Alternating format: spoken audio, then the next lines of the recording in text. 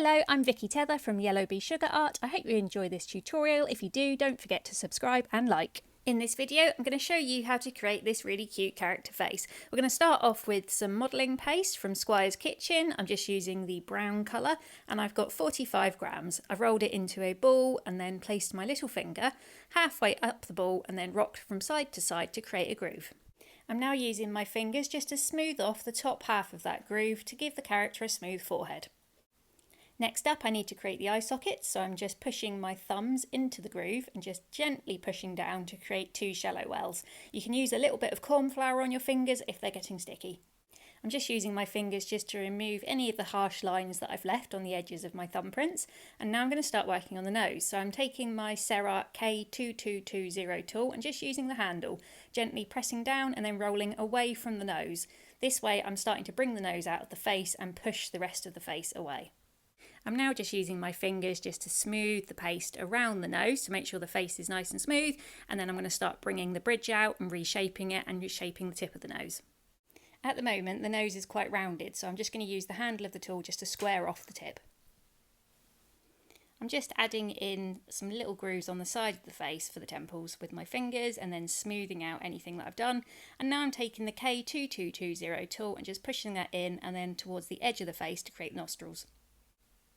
And now we're back to more smoothing. Every time you touch the paste, particularly the Squire's paste, because it is a little bit soft, you're going to be leaving marks and altering the shape. So you want to go back in constantly and just make sure that you've got the shape that you intend.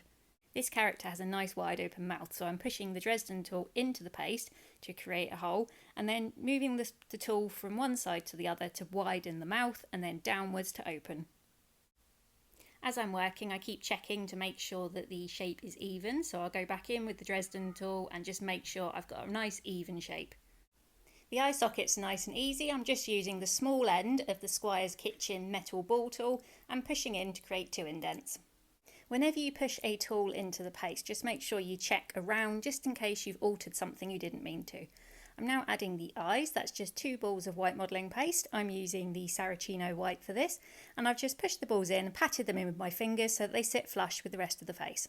I'm now using the Squire's Kitchen small ball tool, and I'm going to use the larger end of that tool just to push in a shallow indent on the inner side of each eye and then fill those with two balls of black modelling paste. Then I'm going to use the metal ball tool just to pat those balls into position. I'm now using a small ball tool to create a dent in the side of the head. I'm going in about 5mm and I'm lining up with the top of the nose. It's important to get these two holes even, otherwise you're going to have wonky ears. If you do get wonky ears, just push the paste up a little bit and see if you can alter the position of the ears by pushing one up a little bit and one down a little bit. So I've just rolled two cones of brown modelling paste and then I'm using the larger end of that small ball tool just to push in, so I'm getting an inner ear and it's fixing the ear in position as well. I'm also using a little bit of glue inside that ear hole. Whilst I'm pushing the ball tool into the ear, I'm using my finger to support the back of the ear so that it's pushing against my finger rather than being pushed away from the head. Next up, I'm going back to the mouth and I'm going to fill that mouth hole with some black modelling paste. So I'm just shaping it roughly to kind of the shape of the mouth and then popping that in, and then I'm going to use the Dresden tool and ball tools and whatever tool really you think will fit the job just to press the paste into position and make sure it fits. You may have noticed that I'm not using much glue in this tutorial. With the Saracino paste it does tend to be slightly sticky, so it sticks to itself and other pastes. I also find that adding glue, you're going to end up with kind of glue smears, and particularly something like this mouth. If I'd added glue and then I started pushing in with the tool, the likelihood is some of the glue is going to kind of splurge around the outside of the paste and leave a messy finish. So if I can get away without using glue, I will do. Now that I've added that paste, I want to shape the chin, so I'm just pressing in with my thumbs just to kind of accentuate the chin a little bit and push the jaw away. And now I'm going back in with my fingers again. Yes, I do this a lot, but I thought it was kind of good to show you, just to show you kind of the process that I go through when I work. I'm constantly readjusting the face as I work. So now I'm adding in the eyelashes. Now to me these are really important. They frame the eyes and just kind of make them pop a little bit. They're quite fiddly to do, but if you can do it, please do it. It's worth kind of keeping on top of this and kind of learning this skill. So I've just got a small piece of black modelling paste in the palm of my hand. I've kind of flexed my palm a little bit so that it's kind of as flat as I can get it, and then I'm rolling that paste with my finger, and it's just taking a shape with two tapered ends and kind of a thicker middle. You can use corn flour if you're finding it's getting quite sticky. So I've painted some glue around the top of the eye, and now I've taken my paintbrush, wiped most of the glue off of it, and then used this slightly tacky paintbrush to lift up that tiny piece of paste and then fit it into position. If you can, use your fingers to adjust the little piece of black paste into position. If not, use the Dresden tool. The only reason I say to use your fingers is because you're likely to leave tool marks if you use the Dresden tool. So hopefully you can see the difference it's made to the eyes just by adding those eyelashes in. It's just a small piece of black paste. It can be fiddly, but hey, it looks kind of cool. Next, I'm using the really small end of that Squire's Kitchen ball tool, and I'm just pushing it in on the upper right, I think it's the right, I'm no good with left and right, side of the eyes, then popping in a little bit of glue and then 2 small balls of white modelling paste, and then using a ball tool just gently press those in, and it acts as a highlight, which again makes the eyes kind of pop a little bit more. It gives them a little bit of life. Now, what mouth isn't complete with a tongue? Hey, we've all got one. So I've just taken a small piece of pink modelling paste, shaped it into a kind of a really stubby rugby ball shape, and then I've just popped that in. And now I'm using the Dresden tool just to fit that in position. And then I decided for this model, she's quite young, so we're going to give her some teeth. So I've just taken a small piece of white modelling paste, shaped it into a rough square, and then glued that on the top of the mouth, and then using the Dresden tool just to shape the base of the tooth, just to square it off a little bit. Now that the teeth are in the mouth, I'm just going to use the Dresden tool just to push them into position. And now we're on to the hair. Yay! So I've taken 5 grams of black modelling paste. This is Saracino, and I'm rolling it into a taper-ended sausage. I'm then flattening the paste out a little bit because I don't want it to be bulbous and rounded, and then making sure that it fits from one ear to the other. So I'm just using my fingers to fit the paste. She's got quite a square hairline, this character, so the paste goes up towards the temples and then straight across the top and then down at the sides. Then I'm just using my fingers just to pat that into position. Again, I'm not using glue on this, I don't need to, and if it had become the case that I'd put the hair in the wrong position, I could just easily pull it back without ruining the model. So I'm just using a bit of corn flour on my fingers because it's getting a bit sticky, and I'm just pushing and patting that in until I'm happy with the shape. Next up, I'm going to add the kind of grooves in her hair. So I'm using the Dresden tool, just pushing in and then rocking the tool backwards, or you can just push down from the top, go along and create all of those grooves in the hair and then do the hairline. Now this hair is quite cartoony. I'm not doing lots of hairlines or curls, seeing as this is afro hair. I'm just doing the kind of the bare minimum. If you want to do a more realistic hairstyle, then use a finer tool and then do much finer lines on the hair, and then use the nozzle that I'm going to use later on to kind of add the curls and the texture.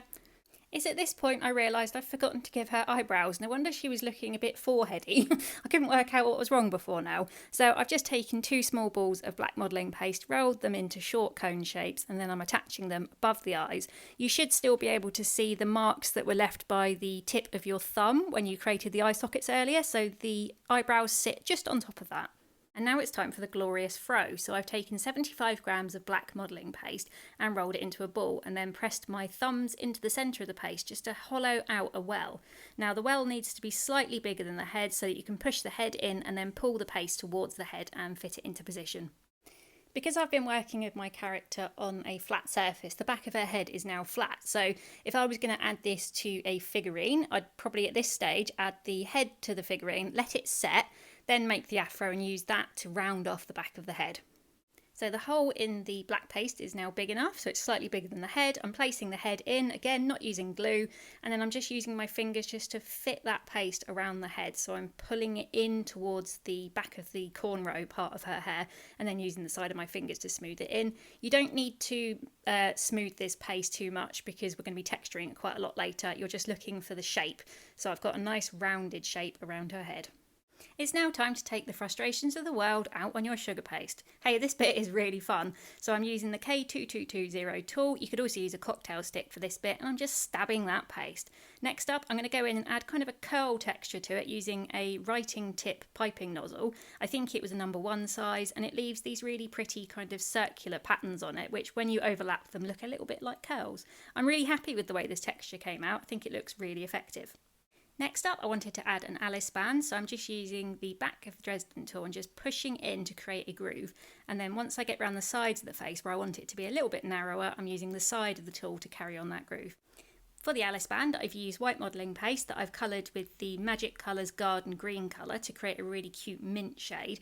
And I'm going to place that in the palm of my hand and roll it into a taper-ended sausage that's long enough to fit kind of from temple to temple.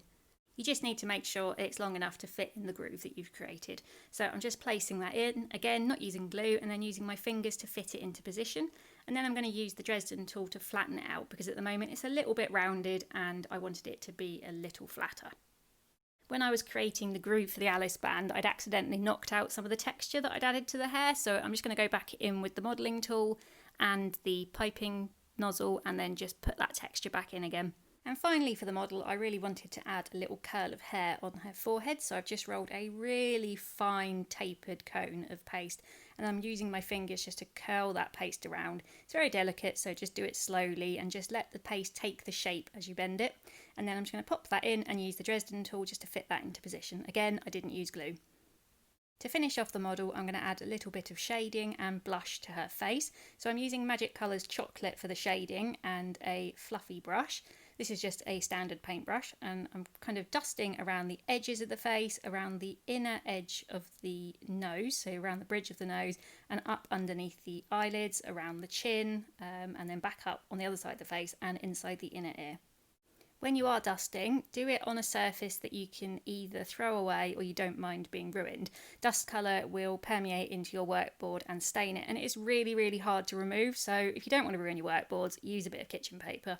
I always put it on the kitchen paper and then use that to kind of blot the excess off the paintbrush, because the last thing you want to do, which is the first thing I ever did when I was working with dust colour, is put on a massive blob of dust colour onto your model because it just sticks and stains and ruins it. So I had a really cute Alice in Wonderland that looked like Aunt Sally from Wurzel Gummidge. Kind of ruined it and it really upset me and stopped me from using dust for a while. So it's best just to add the dust slowly and gradually build up the colour rather than ruining your model.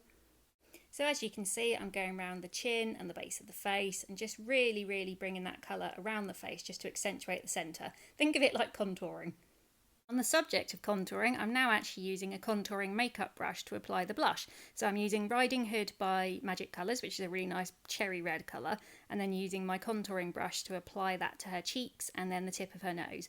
Now the contouring brush is really nice for getting a nice diffused cheek blush colour onto the face without kind of clumping the colour in one position. And finally, I'm adding a little bit of red to the tongue. I'd love to see your creations using this tutorial, so please hit me up on Instagram. You'll find me on hello_yellowbee.